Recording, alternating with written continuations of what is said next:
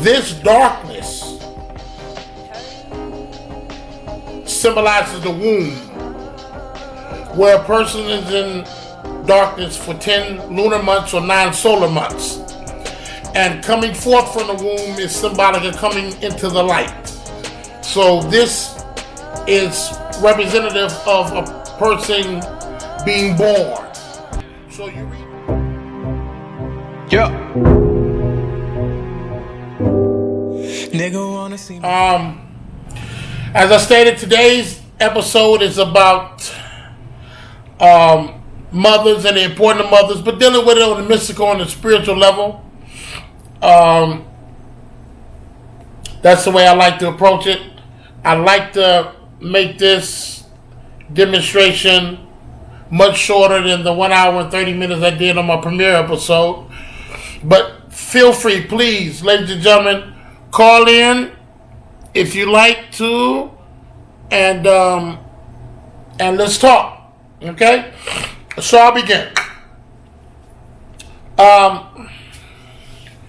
The Western world has went out of its way to downgrade women. And as you know, during the turn of the century, women weren't allowed to vote, weren't allowed to own land,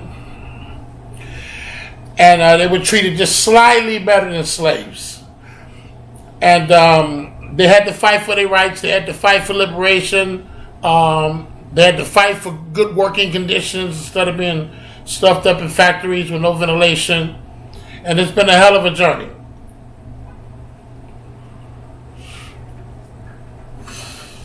And the direction of the religion of the West, which is Christianity, have followed suit.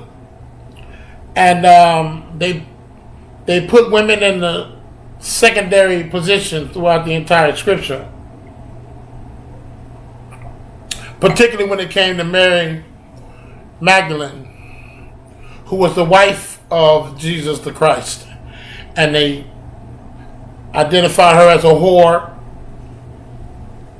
and so on and so forth. But when you get down to it and you understand the traditions of the East, even today a woman cannot touch a man unless she's married to him or a family member.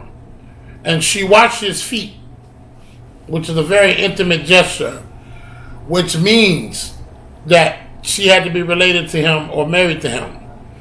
And then the annals go on and on and on. We go into more and more detail about how we know for sure that this was his wife. But nevertheless, the corporation of the church reduced her to a whore and maintained a great grip on wresting the truth of the story from us about Mary.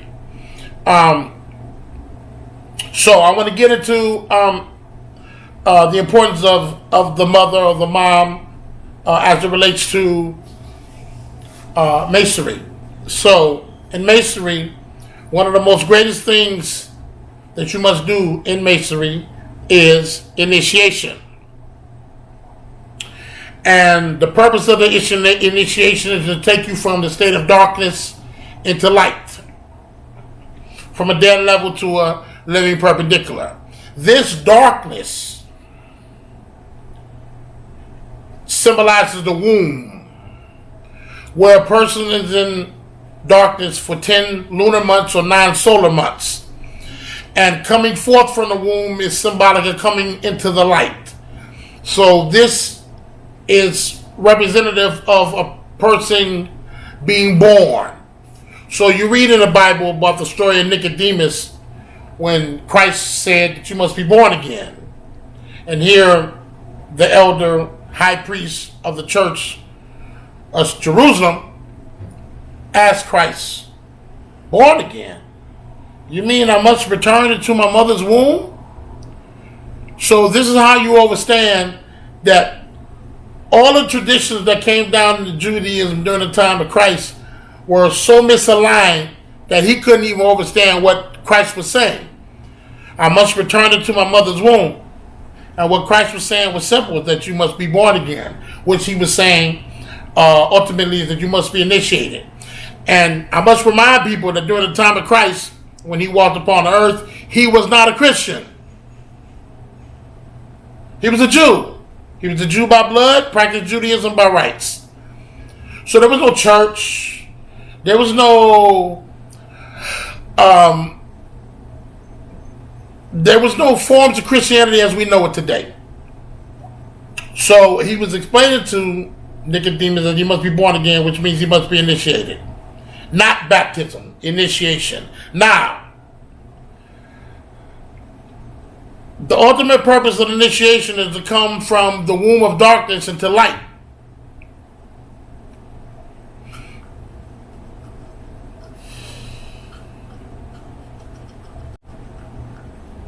And if you know anything about the Kemetic tradition, there's a famous collection of works that were charted from the temples in ancient Kemet. And they refer to these as the Book of the Dead, which is incorrect. Because the Egyptian word for these texts is Pert Imhru, which means coming forth by day or coming forth by daylight. Once again, expressing the importance of coming out of darkness into light. So, in Masonry, we have two pillars, Boaz and Yashin. In strength, it is established. These two pillars represent the thighs or the legs of a woman. And coming through these pillars, you are born again. And in ancient Kemet, these thighs were the legs of Apep or Turare, which is the one of the most ancient goddesses in Kemet, and she sits right in the simple center in the diagram of the Temple of Tendera. So, coming through these thighs, you are reborn. In the Judaic tradition, there's a science called Gematria, which is the mystery of the numbers as they relate to the letters of the Hebrew alphabet. When Gematria, the word Torah, which means law, mathematically transposes to the word light when you switch the first letter for the last letter, which is the aleph and the tau. So you switch them together, the word Torah becomes aura. Aura means light. Once again, the importance of the initiation is to come to the light. The light is the greatest symbol of Freemasonry. You always see the I with the radiance of the light of the sun around it, or the G with the radiance of the sun around it. This is of the greatest import in Masonry, which symbolizes a reawakening, coming from a dead level to a living perpendicular. The original 8 gods, the Ogdoad of Egypt, Kemet, was 4 pairs of couples. And from these 4 couples came the Ennead, which is the supreme 9 deities that are the progenitors of humanity. Oh shit. I'm sorry, brother. I wish I could fix it now, but I can't. But next time I will. I will unprivatize my page for these episodes. So the light is of the greatest import of Freemasonry. So you have story of Hiram Abiff, who was buried in a shallow grave, and he was resurrected by the master grip of King Solomon. Here we go again with the light, because Solomon, the word Solomon, is three different names of three different gods from three different regions: Sol, Om, and An. Sol, which is Greek, which is Hindu, and An, which is Egyptian.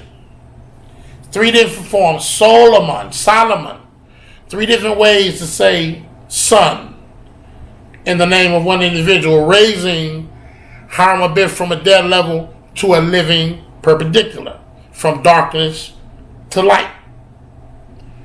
So this lion's paw grip is how you go from a dead level to a living perpendicular. The lion, as you know, once again, symbolic of the sun.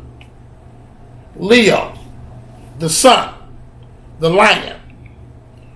So all of these are relative to the Great Mother, which represents the great darkness, the ethers, and coming from darkness into light, which is a rebirth, a regeneration,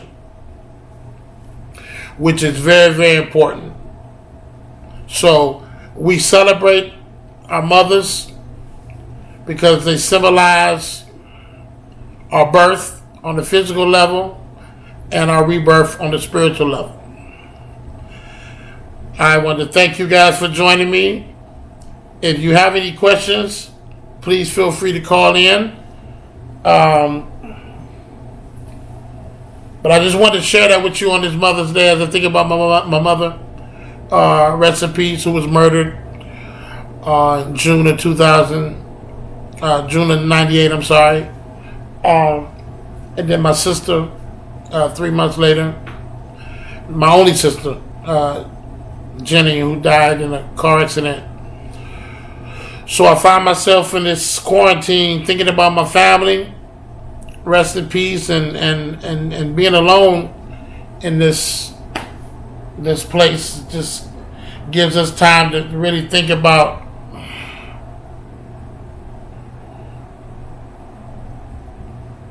all right, my brother, same to you, Paul.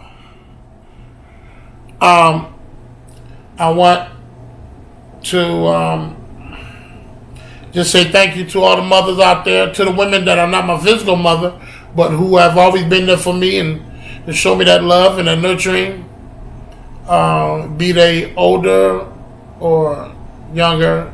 I really, really appreciate them. Who I've come across throughout different points of my life. But shout out to all the moms, all the mothers who work hard to protect their children, educate their children, show them the right direction. Shout out to all the moms, all the mothers. I hope you've gained something from this demonstration today. Happy Mother's Day. Introducing the 85. Are you